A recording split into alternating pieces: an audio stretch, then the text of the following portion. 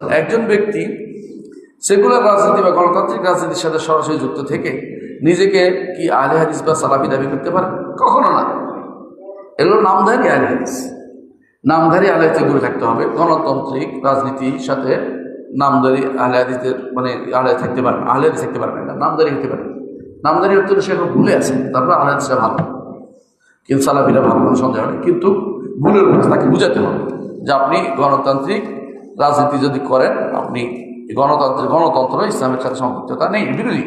কেউ পক্ষ নেবেন না, দয়া করে অন্তত ভুল করেছেন আল্লাহর কাছে তওবা করেন, অন্তত গণতন্ত্রের পক্ষ নিয়ে কথা বলেন না, আমাদেরকে বিভ্রান্ত করেন না, কথা বলছেন? এগুলি ইসলামের সাথে সম্পৃক্ততা তৈরি করে দিবেন না। এর সাধারণ ইমানদারও এটা বুঝে, আলহামদুলিল্লাহ। তিনি হয়তো বুঝতে না, ভুলের উপর আছেন, তবে তার যারা আহলে হাদিস তাদের মধ্যে একটা বড় যোগ্যতা হচ্ছে তারা বুঝিয়ে দিলে বুঝে মেনে নেয়। আর যদি আহলে হাদিস শুধু নামকেও আসতে হয়তো তার কিছু বলার নেই, এটা ধরো না হয়। আহলে হাদিসের একটা ভালো গুণ হচ্ছে তাদেরকে বললে বুঝে শোনে।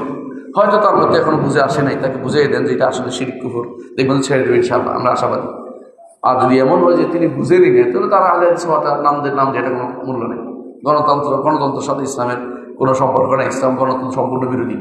ইসলামে হ্যাঁ নির্বাচিত হতে পারে একজন, আমরা তো একজন নির্বাচন করি, সভাপতি নির্বাচিত হলেন, তিনি কি সেক্রেটারি নির্বাচিত হলেন, এটি আলাদা কথা। কিন্তু গণতন্ত্র যদি কোনো প্রতিষ্ঠা করতে কেউ যদি কোনো ইসলামে কাজ করে, তাহলে পুরো সময়টা কি কুফরিতে লিপ্ত, গুনাতে লিপ্ত, শিরকে লিপ্ত, আশেপাশে কাজে লিপ্ত, সময়টা বিভিন্ন কাজে লিপ্ত, এগুলি থেকে দূরে থাকতে হবে। কথা বুঝতে পারছে?